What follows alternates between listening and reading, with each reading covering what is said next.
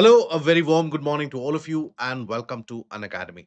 Welcome to today's The Hindu newspaper analysis, where we take a look at the daily edition of today's The Hindu newspaper, look at the articles for their relevance in the prelims as well as the mains examination, and also some of the articles from the PIB which are important for your exams. So, today in total, we are going to have a discussion of around 11 different topics at varying lengths depending upon their importance.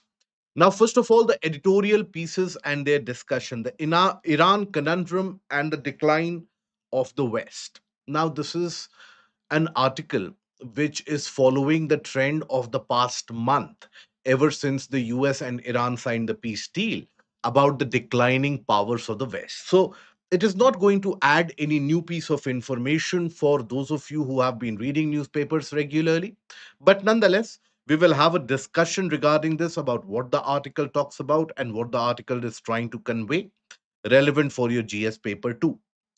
Building water security in a rapidly drying India. Now, this is an article from where you can always expect a mains question to be asked. Most probably this year, because this is a particular year where we are going to experience a rainfall deficit, or next year as well. So, this is about water scarcity in urban India and what can be done as a solution. So, we will take the liberty of going beyond what is written in the article and talking about the larger issue of water scarcity in our country and the requirement of water security relevant for your GS paper 1 as well as for your GS paper 3. Counting cancer. Now, this is an editorial piece talking about the importance of having a national notification for cancer for better data accrual, for better record and research aspect, which is not the case at the national level, but at the state level, it is the case. So, this is relevant for your GS paper 3.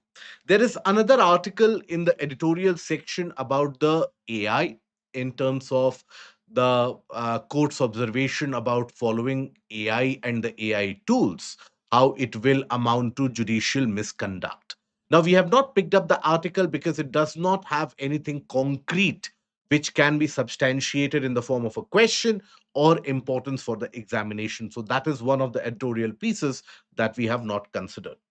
Now, articles relevant for your prelims. Now, the discussion is about, or there is an article about the four times increase or the quadrupling of the tiger population in the Nameri Tiger Reserve in Assam. So, where is the Nameri Tiger Reserve situated? Which are the tiger reserves next to it? With the help of the map, we shall take a look into that. That becomes important for your prelims. Defense Acquisition Council gave its approval for military purchase worth rupees 52,000 crores, a boost to indigenization. But which are the military equipments and their importance overall? Then, now the government has basically recommended the farmers, because this is an El Nino year, to grow the short growing varieties of crops and also go for direct seeding of rice. So we are going to explore what do we understand by direct seeding of rice, what are the potential benefits, but also what are the disadvantages of direct seeding of rice and why it is not adopted at a larger scale. Now, India's services PMI growth at a new low. The growth is still there, but the growth rate is considerably lower. Why is it so? Now, Teesta River is again in news owing to the increasing and the growing bonhomie between Bangladesh and China. So, for our perspective from UPSC, we don't need to know about the controversy. We just need to know where Teesta River originates, where does it flow, and that's it. Then from PIB, BHAVYA scheme has been mentioned. We are going to discuss the scheme in detail. Pashujanya Yudh Abhyas, that was launched by the Ministry of Animal Husbandry, and oldest accurately dated banyan tree in Munger has been dated to be 700 years old. How that dating was done and the aspect of that is what we are going to consider. So these are the articles from where questions can be extracted for the examination. Now, before moving ahead, an announcement for all of you interested in civil services preparation. If you are initiating the preparation, do avail the offer and do ensure that your preparation is guided by some of the best educators that the country has in terms of the English medium. First of all, if you are going to appear for English medium, you should receive information only in terms of the English medium educators. It improves your way of communication, your communication skills, vocabulary, writing skills, and so on.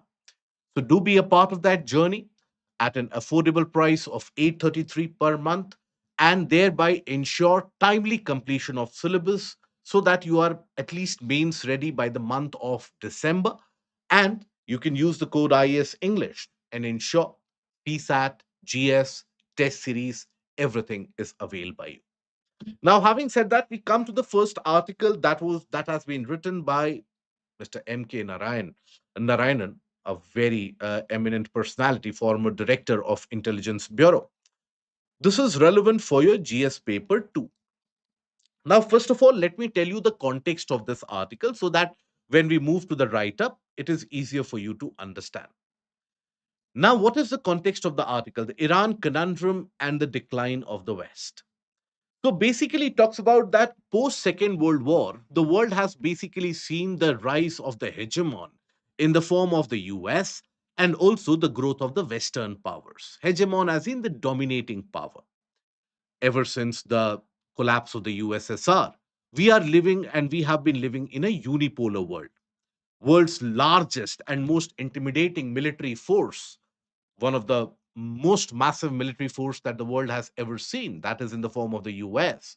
Now, US has been dominating the world order, fighting distant wars and leading to the government changes and leading to the change in the various different international decorum and order for almost half a century now. The Iran war and its outcome, that indicates a change. A tectonic shift has occurred, and everybody is noticing that. Iran's survival is and slight amount of resurgence is its victory here. After all, was Iran expected that what was expected out of the battle? Was it expected that when US forces will launch an attack on Iran, Iran will completely annihilate the US? No, that was never an expectation. But what was the expectation? Expectation was that the US forces, the technological supremacy and the prowess that they have, they would reduce Iran to the proverbial Stone Age. That has not happened.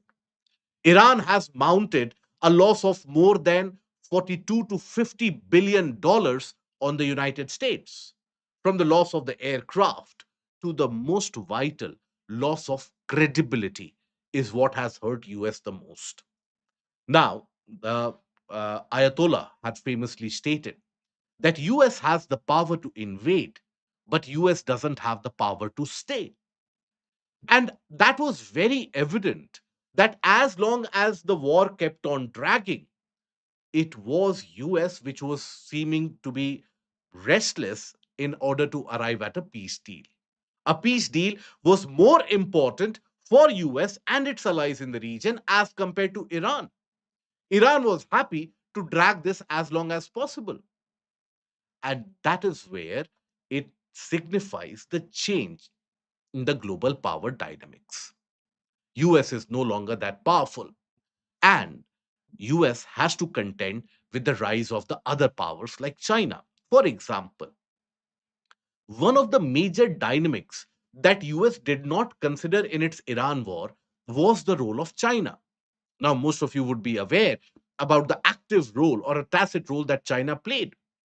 Had it not been for the active satellite coverage and the accurate data that was provided by China, Iran would never have been able to mount these kind of precision strikes on the US forces and the US bases in the entirety of the region.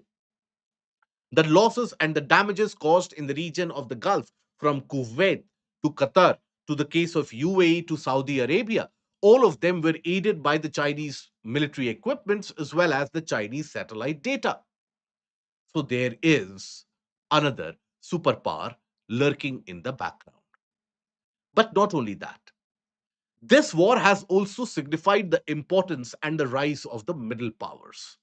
For example, 5 days ago, when you had again the threat of the Strait of Hormuz being closed.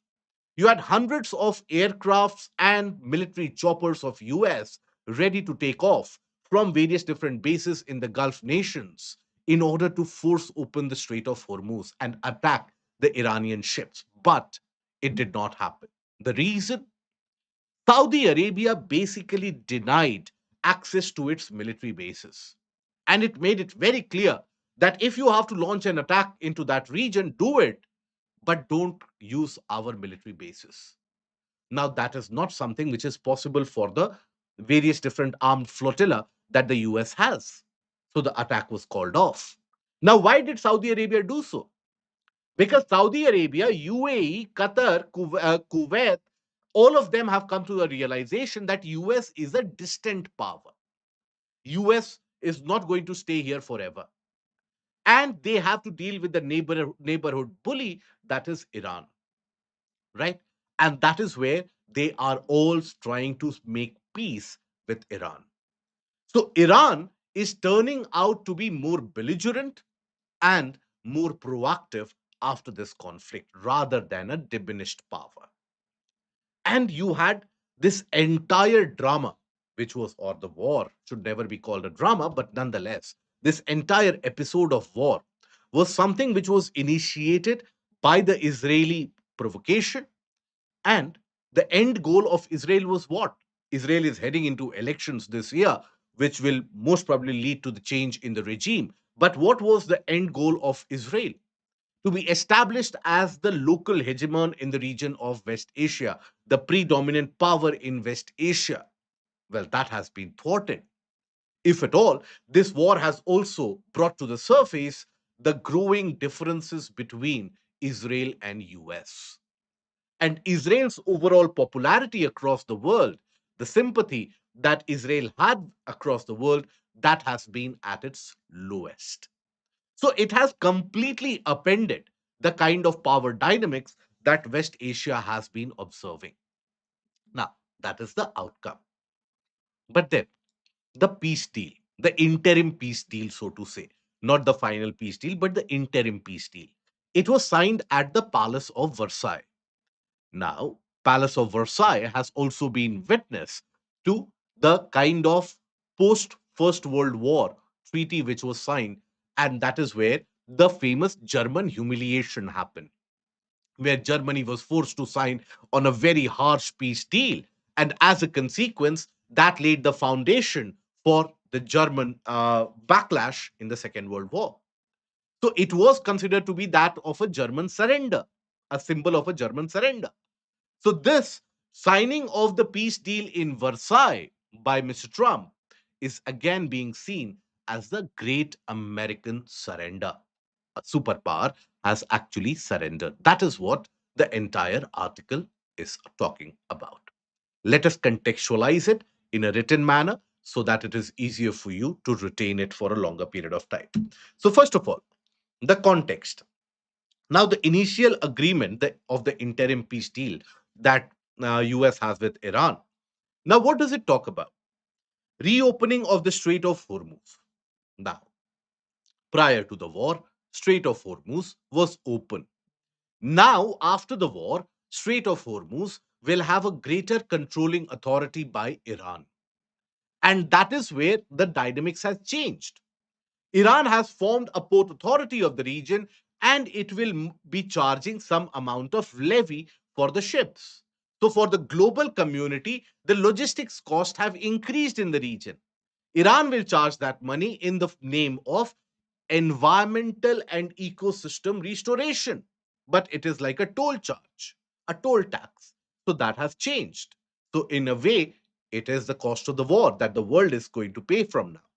Easing of the US sanctions. Now, the US sanctions on Iranian oil have been eased to such a substantial amount that, think about it, the Iranian oil, which was off the international market for almost a decade now, that will be available on the international market. That will allow Iran to earn substantial amount of petrodollars and will be a vital boost for the IRGC, the Revolutionary Guards, and also the more hardliner politics that Iran has to play. So basically, within Iran also, you have to understand there is a hardliner politics, which is represented by the new Ayatollah. And there is a slightly moderate politics, but then the outcome of the war will always end up strengthening the hardliners represented by Ayatollah and also the IRGC, which will take a greater control. Now, they will say, look, these are the benefits that we have. Now we can earn petrodollars. Earlier, we could not.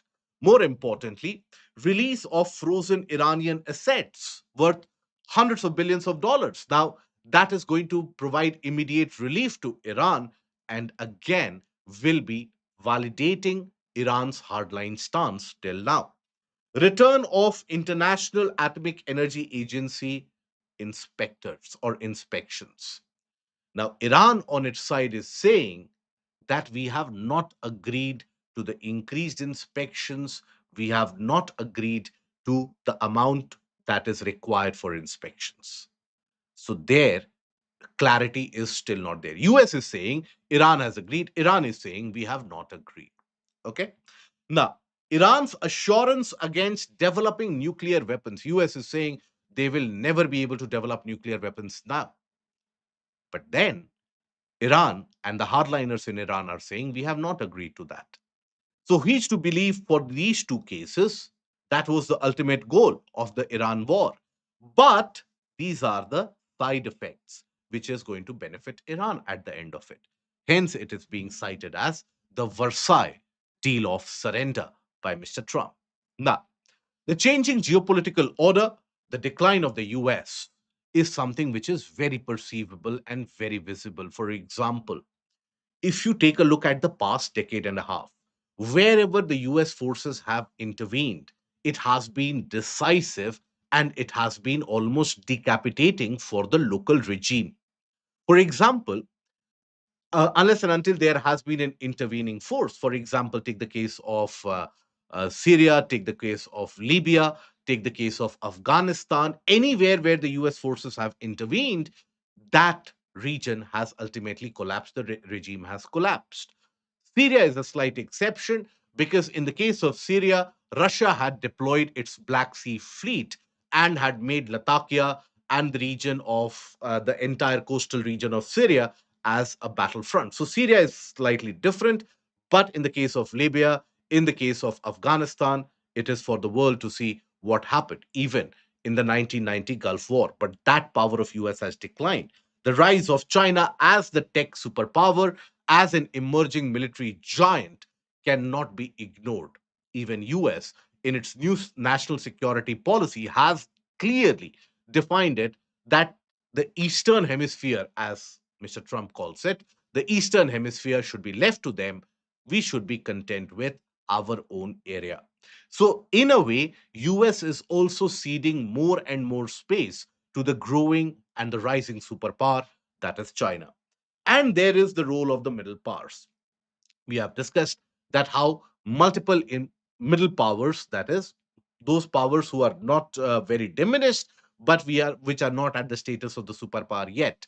So that is where the Saudis, the Emiratis, all of them have now got a increasing say in what the future of the region is going to look like.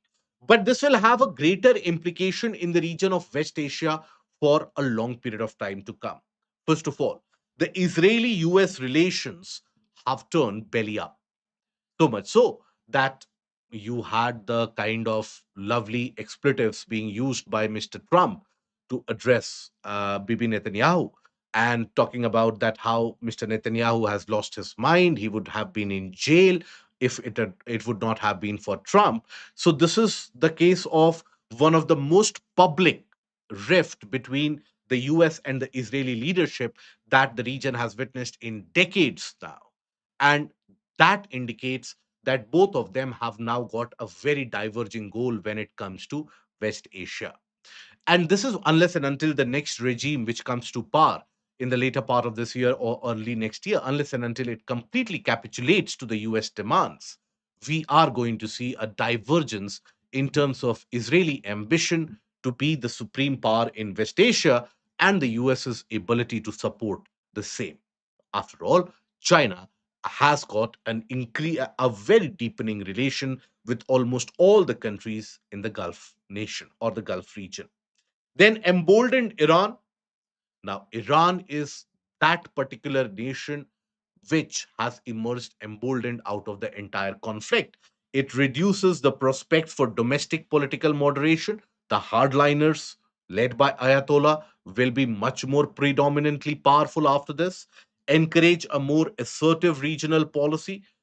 Now, mind you, Iran, through its proxies in the region, who are the proxies? For example, Hezbollah in the region of Lebanon, Houthis in the region of Yemen, both of them practically control a state, right? So they will become much more active. Iran will feel it has got a much freer hand in controlling the outcome of the region, and that is where Hezbollah will become more active.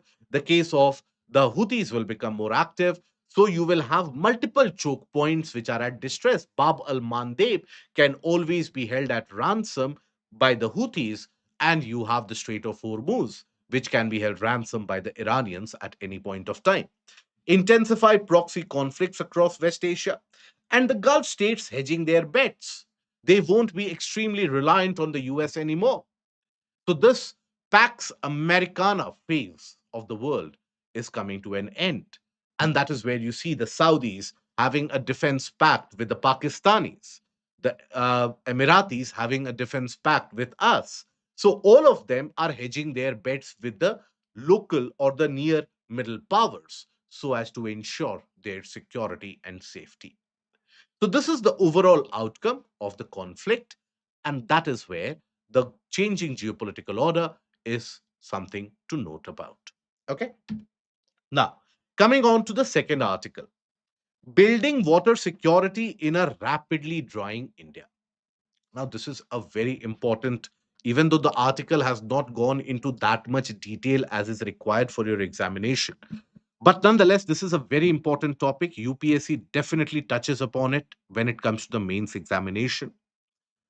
One thing that you have to understand, and this is the data that should be there in your mind whenever you are writing the answer for mains examination. When it comes to India, India represents 18% of the global population, but India has only around 4% of the total fresh water across the world. Okay.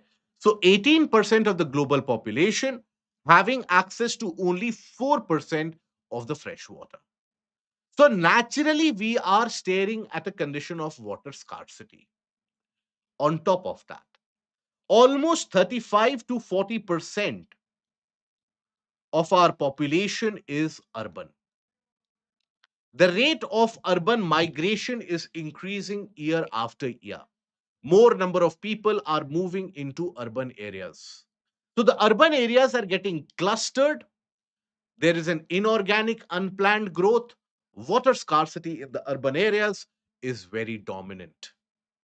On top of that, India is a region which has been experiencing the brunt of climate change, be it the case of the cloudburst to the case of the El Nino. This is the year of Super El Nino. We are already facing a case of deficit rains in the month of June. Now, we had discussed it earlier itself. Last month itself, we had discussed about it that India most probably will be facing a substantial deficit in the month of June. Later part or the mid part of July, we will have a sudden downpour in multiple parts of the country, and then August again will be dry. And you are observing that same trend. You have the first low pressure of the entire season being created over the region of Bay of Bengal. Those of you from the southern part of the country would have been experiencing increased amount of rainfall. The Marathwada and the western coast of India is also going to experience rainfall along with the Himalayan foothills. Himachal is experiencing excessive rainfall, which has led to the calamitous death of fewer individuals. So that has been the trend. Now, why am I talking about this trend? This trend indicates the unequal distribution of rainfall. Most of the candidates, when they look at the monsoonal aspect, they will only catch up the data that this much amount of rainfall deficit is the problem. That is not the problem, or that is not the only problem. The problem is you have rainfall deficit in June, excessive rainfall in July, again deficit in August. So it will lead to crop failure. It will lead to lack of enough groundwater recharge. And eventually, lack of enough groundwater recharge will lead to water scarcity. So, unequal distribution of rainfall is an important point that you should never forget. Okay. Now, on top of that, excessive population concentration in certain areas, increased groundwater extraction has been happening. You have unsustainable agricultural practices like flood water irrigation in the case of the paddy fields. You still have regions like Punjab, Haryana, Western UP growing paddy and sugarcane. Now, these are the crops which require 100 to 120 centimeter of rainfall every year. The region of Punjab, Haryana, Western UP receive around 60 centimeter of rainfall every year. So where does that deficit water come from? It comes from the groundwater. So the groundwater is being depleted. That is why now that the groundwater is coming up, that is contaminated with lead, cadmium, uranium. Now, what we oftentimes ignore is that due to water scarcity, the waterborne diseases, they become very common. And understand it once and for all. Imagine in your locality there is absolute water scarcity. People don't have access to drinking water. Pipe drinking water is not there.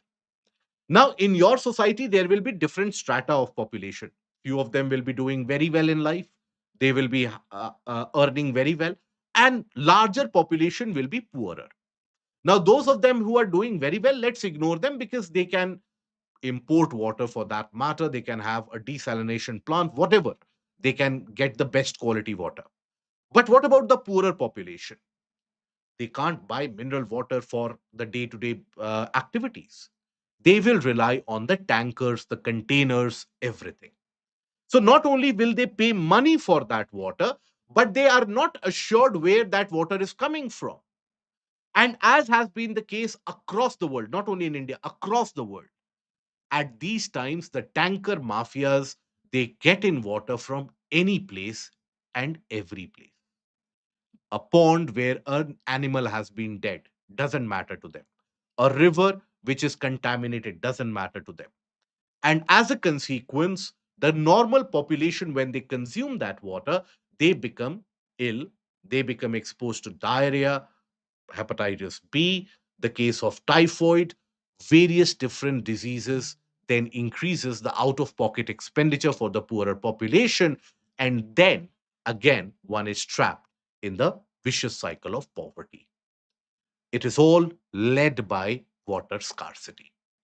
So that is basically where we need to have solutions for the water scarcity. What are the various solutions? One solution can be, first of all, we can build climate resilient water infrastructure. That is very, very vital. Secondly, we can also ensure the wastewater recycling, which is not yet a norm. It is very rare in certain areas, but wastewater recycling in our country has got a huge upside potential worth lakhs of crores. Because think about it, when it comes to car wash, when it comes to gardening, when it comes to toilet flushes, there the wastewater recycling can definitely be used. And that will ensure that the water is kept in circulation, it is not immediately thrown out. Then, after that, when it comes to agriculture, one thing is we should go for sustainable agriculture. Regions like Punjab, Haryana, Western UP should have no business growing rice, but should be growing maybe oil seeds or millets so that they have efficient utilization of water. Secondly, newer methods of irrigation, for example, sprinkler irrigation, drip irrigation, that is something which should be promoted so that per drop more crop can be used. You have various different government programs like the Atal Bhujal Yojana, etc., for groundwater replenishment that should be done. revitalization of the ponds, the wetlands across the natural landscape of a region in the cities, for example, that will allow for natural groundwater recharge rather than encroaching upon those wetlands and constructing tall buildings, as has been the case in cities like Bengaluru, Hyderabad, and now Chennai as well. So, these are some of the measures which can be taken and in order to ensure long term water security. Okay, now let us substantiate all of this in a point wise manner so that and a graphics manner so that it is easier for you to retain. First of all, the data pointer I hope everybody will retain: 18% of population of the world, access to only 4% of fresh water. So we are in a natural state of calamity or scarcity when it comes to water availability. Now, month of June witnessed monsoon rainfall deficit exceeding 40%. Okay, but please understand, this has been the trend. Even if you check the rainfall, amount of rainfall last year, June was a deficit month. Check the amount of rainfall in the month of now last year, the monsoon had arrived earlier, right, than expected. Still, June was deficit rainfall. Then check for 2024. June was a deficit month. So June has been a deficit month in our country for some time. It is just that this year, Super El Nino month awaits for us. Now, according to the research, 11 out of India's 15 major river basins, they are water stressed. And that is where in the peninsular region, the stress level is particularly high. Now, this is some of the number that can be used by you, sprinkled in the answer paper for greater authenticity. Now, across the world, you have less than 3% of the fresh water which is available. Majority of it is saline water, right? 8,42,000 people die every year, right? From diarrhea caused by consuming unsafe drinking water or insufficient or incapacitated sanitation process. 500 million people live in regions where humans consume water at twice the rate it is replenished by the rainfall. 80% of the illness in developing countries result from the unhealthy water which is consumed. One out of four, that is 25% death of children under the age of 5 are associated with waterborne issues. And water scarcity can lead to the GDP loss to the tune of almost 14%. So these are some of the data across the world. Okay. Now, what causes water scarcity in general? Now, climate change, right? Now, in climate change, when you are writing the answer, in majority of the answers I have seen, you simply talk about the case of the uh, global warming. Whenever you are talking about climate change, please ensure that you write about unequal distribution of rainfall. Now, in India's case, why it is more vital for you that you when you are writing the answer this has to be highlighted, because in our case 70 to 80% of the rainfall is restricted in the monsoonal months of the year. Okay, 70 to 80% of annual rains in India are basically in monsoonal months.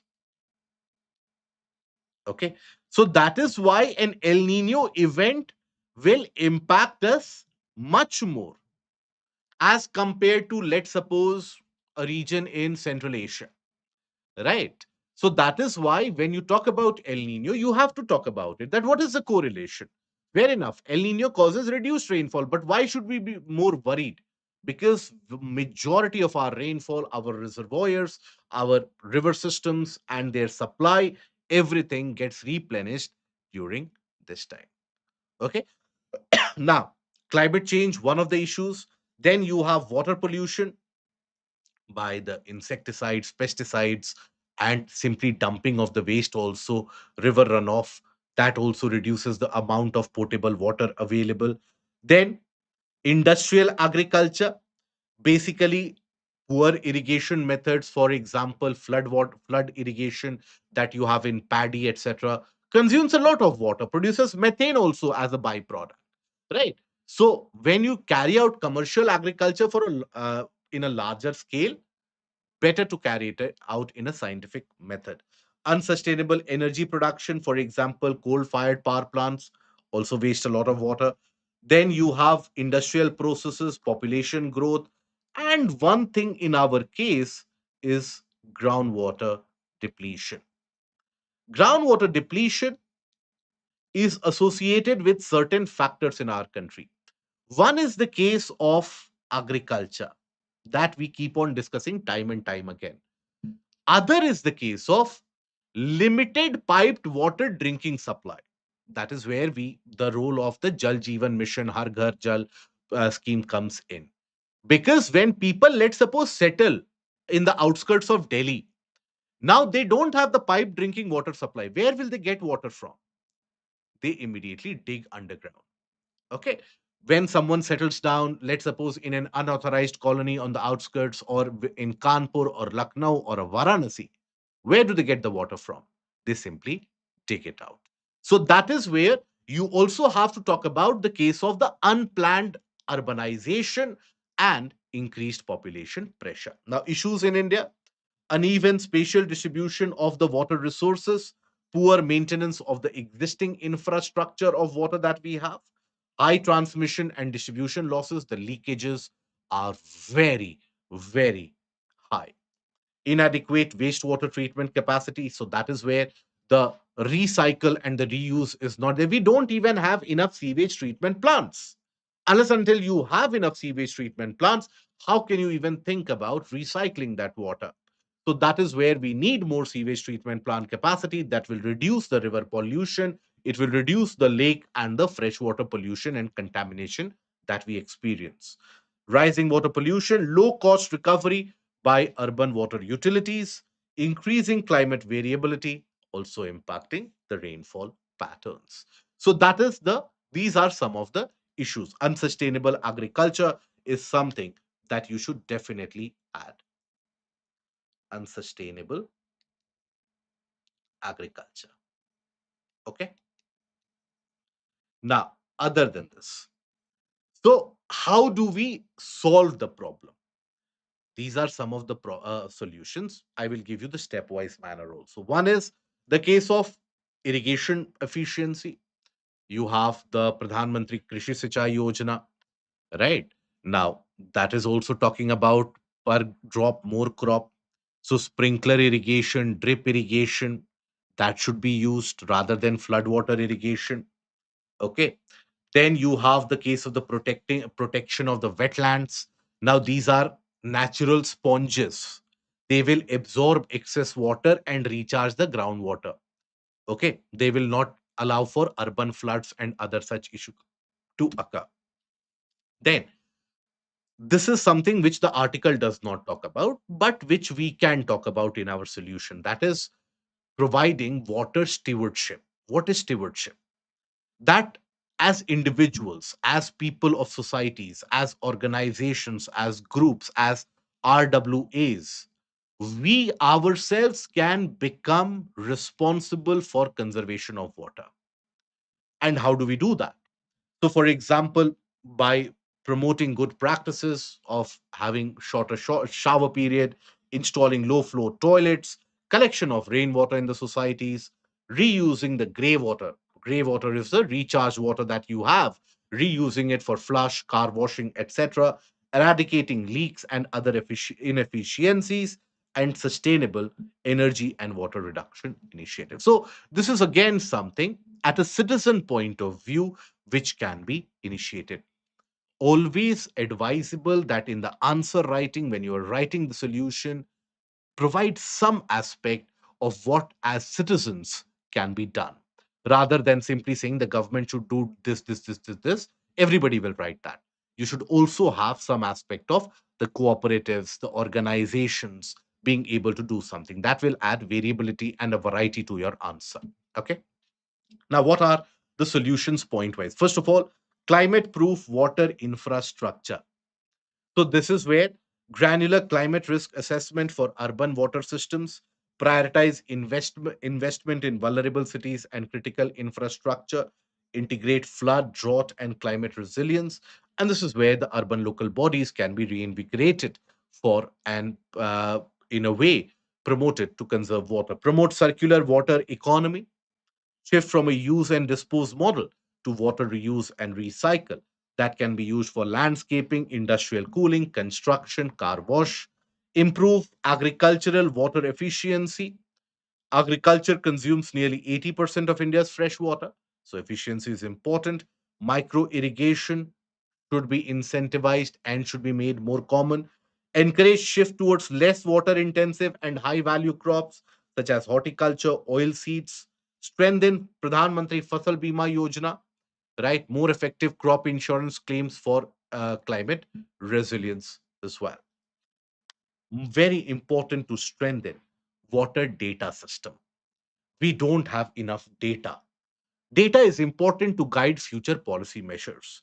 So, river basin level accounting, which should cover water availability, withdrawal, the case of the consumption at a local level, distribution, the tributaries, how much water do they bring in, everything should be having a substantial amount of data. And that is where AI based monitoring, smart water meters, etc., can be deployed at the urban level. Okay. Now let us take a look at the practice question. India's urban space is reeling under water stress. Discuss the reasons and possible solutions to ensure water security for the country. A simple, straightforward question. Generally, from this topic, straightforward questions are only asked. So, how do you write in this the intro? When you write the intro of this, straightforward data based intro, right? The case of the water scarcity that we have been talking about. So, data centric intro, 18% of the population, 4% of fresh water, reeling under climate change. Okay, then after the case of the body. Hereafter, you start talking about the reasons, okay, for water stress. They talk about the agricultural aspect, they talk about the population distribution, unplanned urbanization, everything that we have discussed. Mention the reasons. Now when you are mentioning reasons, there are two ways to write about it. Few of you, what you will do, you will write one point, second point, third point, fourth point, etc. It is so okay, but it will fetch you slightly lesser marks. What I would rather suggest to you is have a point subparagraph method where you talk about, for example, agriculture, right? And there you underline this and write a couple of sentences that unsustainable agricultural practices like flood water irrigation of in paddy areas in Punjab, etc., leads to an excessive groundwater depletion, like that. So a point and a couple of sub paragraphs there. Again, another point, urbanization. Okay.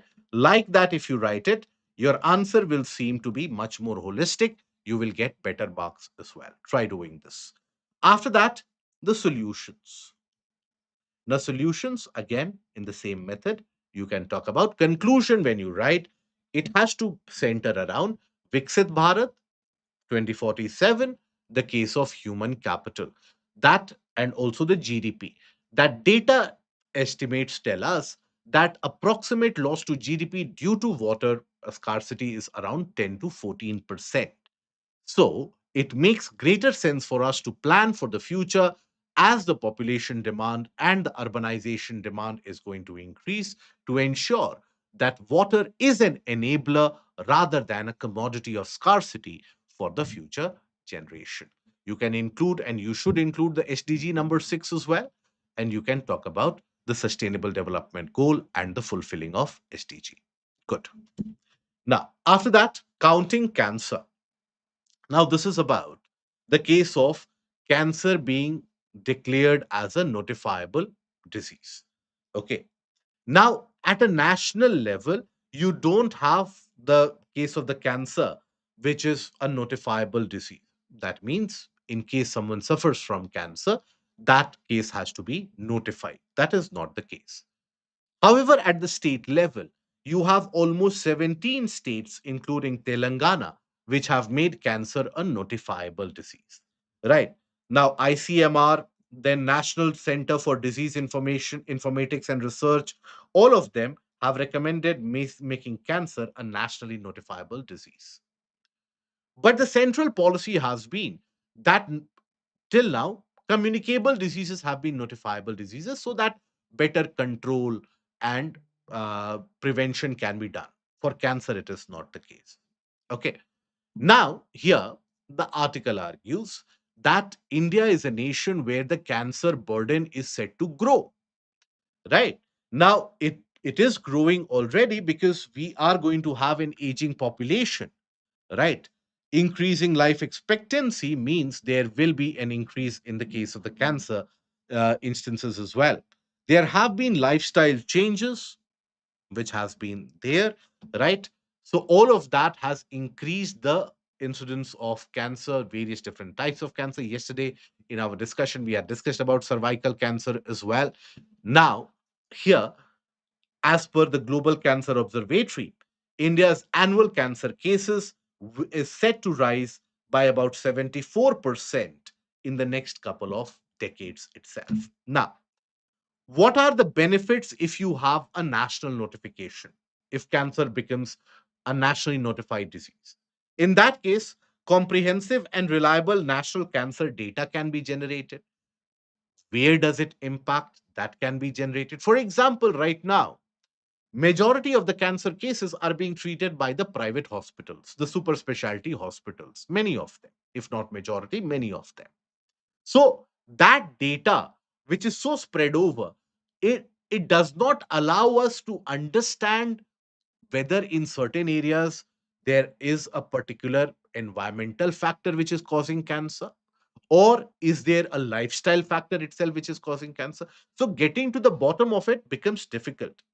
Improve disease surveillance and epidemiological research, facilitate evidence based health planning, which can be done, enable better allocation of the healthcare resources based upon the vulnerability mapping, based upon the vulnerable population, strengthen early detection, screening, and treatment programs, and improve monitoring of regional disparities. So, in simple terms, national notification will improve our understanding of the disease, will help us cure the disease better. However, in the short run, there will be other issues. For example, as soon as the notification will start, there will be increased reportage.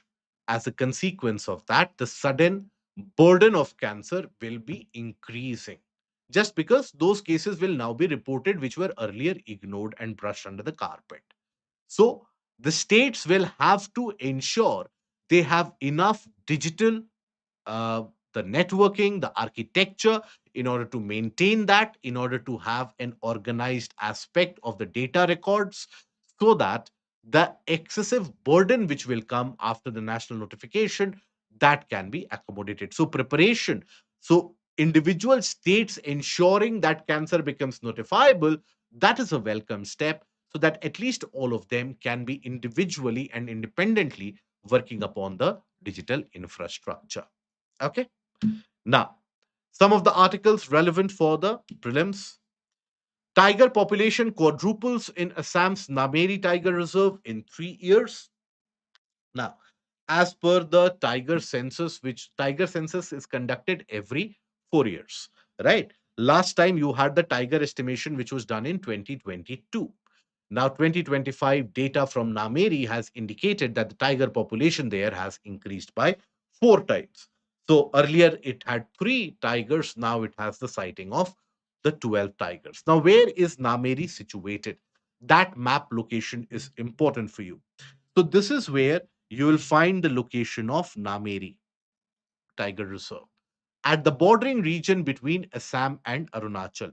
So, as you will see, it is surrounded by various different other tiger reserves as well. You have the Pake Tiger Reserve, you have the Kaziranga, Orang, Manas. Kaziranga and Manas being the UNESCO heritage sites as well.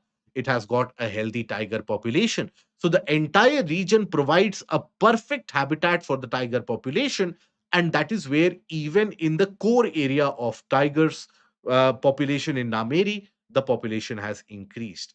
Now, the article also highlights that in the almost in the entirety of the country, Kaziranga is one of those protected areas with one of the highest tiger densities. What is the tiger density in Kaziranga? As per the data released by the Assam government last year, the tiger density in the region is 13.44 per 100 square kilometer. 13.44 tigers per 100 square kilometer. That means in a 10 kilometer by 10 kilometer area, right? In a 10 kilometer by 10 kilometer area, you have around 13 to 14 tigers which are there, which is massive. Mind you, tigers are solitary individuals, and ideally in a 100 square kilometer you will find 2 to 3 tigers. Kaziranga has got quite substantial number, around 13 to 14. So this also becomes relevant for your exam. Now, by the way, this is the map for all the tiger reserves of the country. You can use this as a kind of a recollection and a kind of the revision exercise. Now, Defense Acquisition Council has given approval for military purchase worth 52,000 crores, right? Now, this is where it becomes important now for you to understand that where this money is going, right?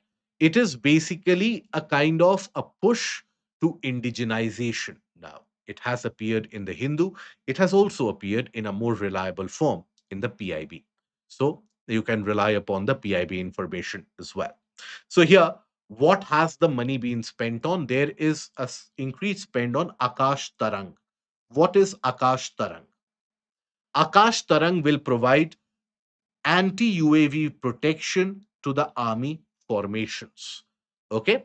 So when you have the UAV attack which is done, so this is a kind of an anti-UAV system. Then you have the case of man portable anti-tank guided missile systems.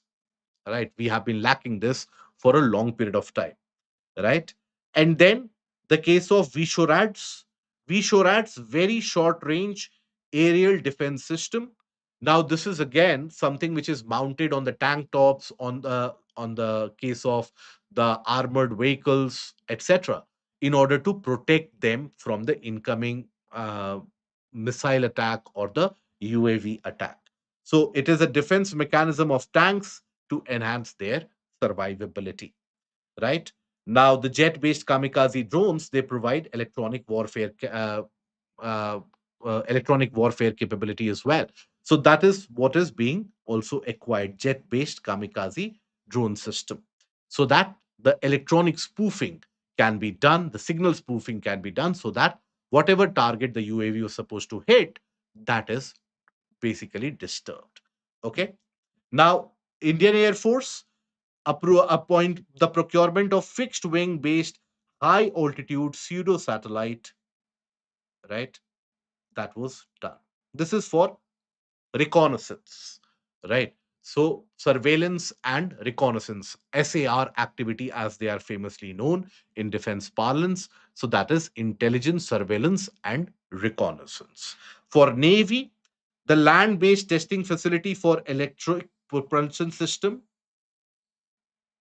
This is being seen as a kind of a future groundwork for our aircraft systems navigation and the aircraft launch facility from the aircraft carriers, and also for the case of the new generation propulsion system to be deployed in the warships. China has already developed this.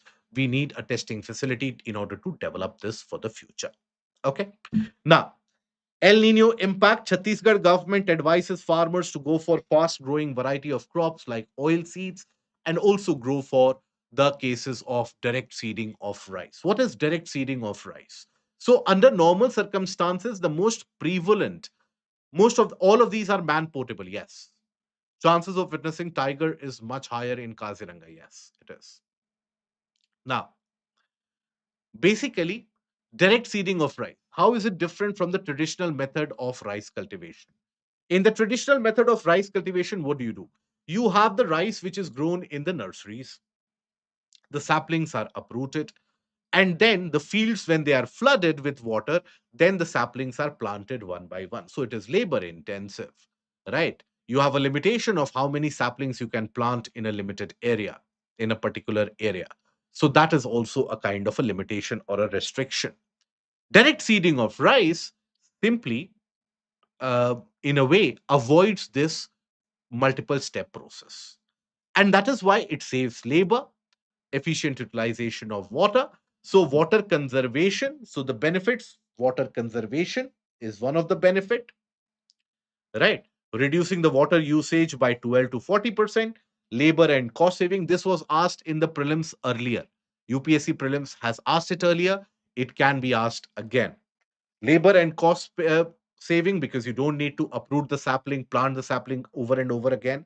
Lower emission, methane emissions will reduce, particularly because in flood irrigation, when the rice field is flooded with water, there is methane production in the water. And as the water evaporates, methane is produced in the air. So that methane production will reduce.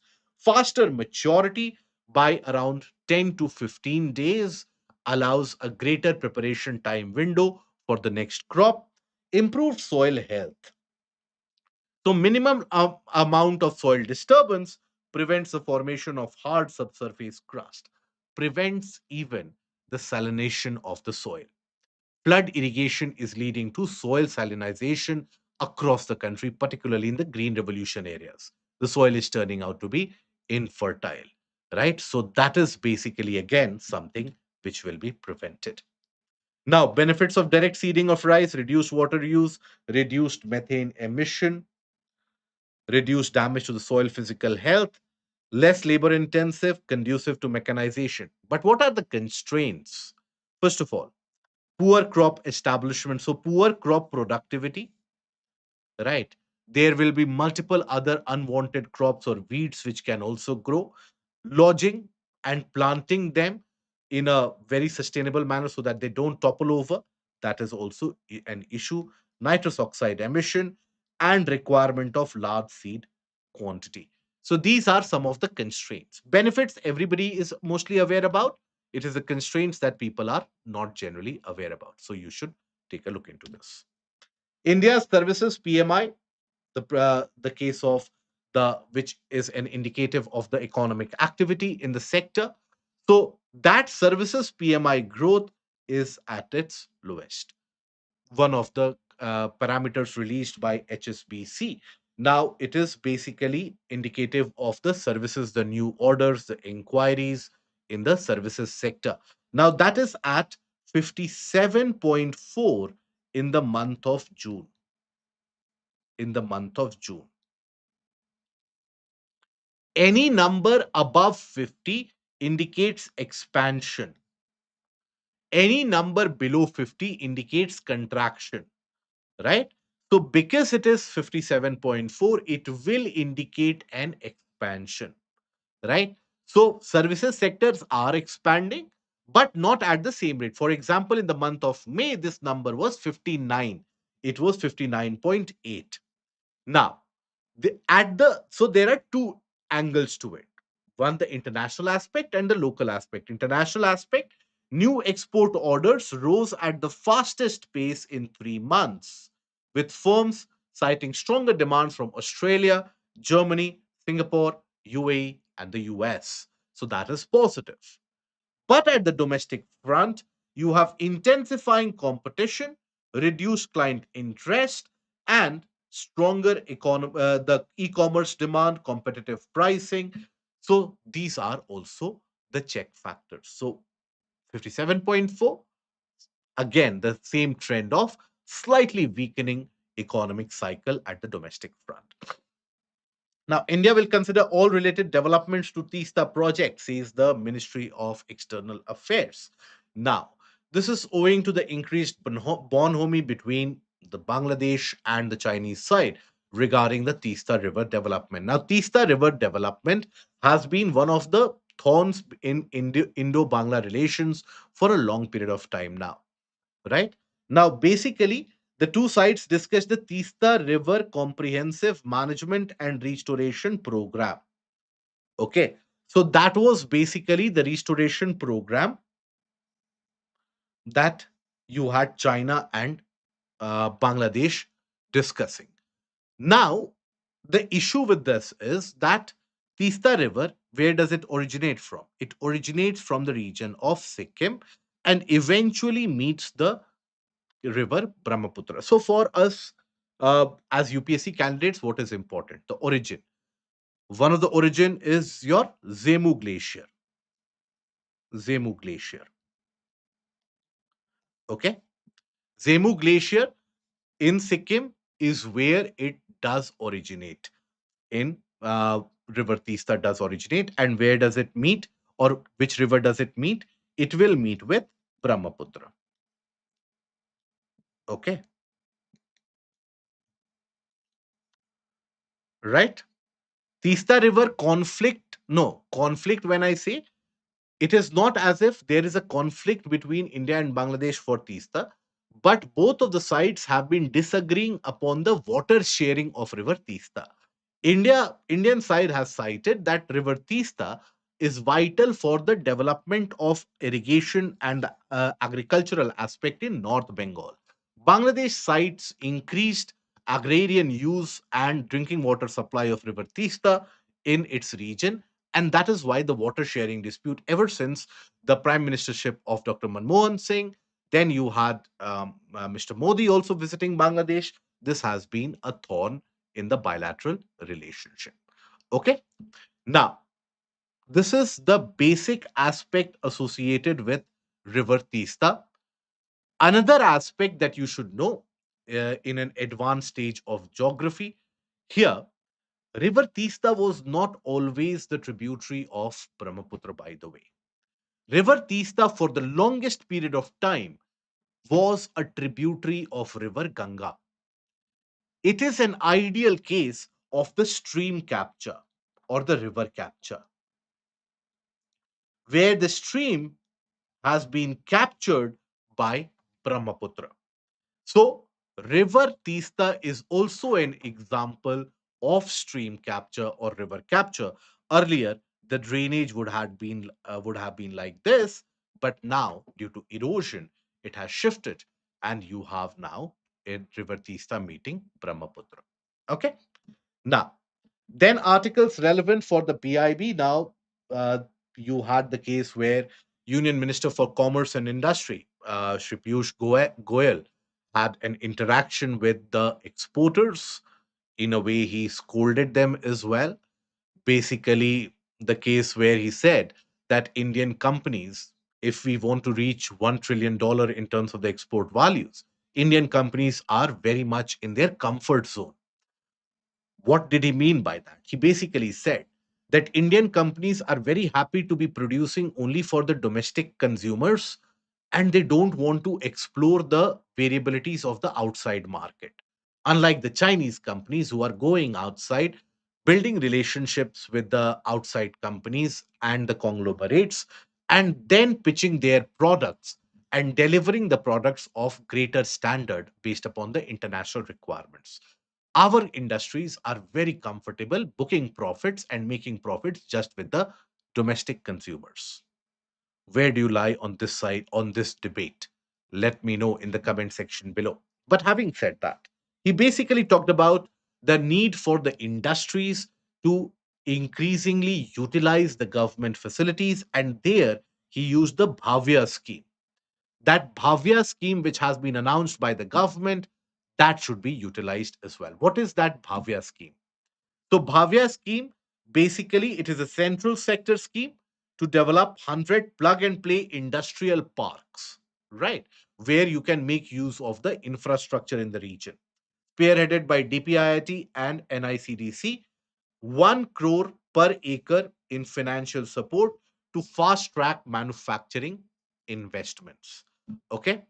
Now, basically, the total financial outlay 33,000 crores, right? Goal, establish 100 investment ready plug and play industrial parks, multimodal logistics connectivity, underground utilities, roads, the treatment facilities, etc.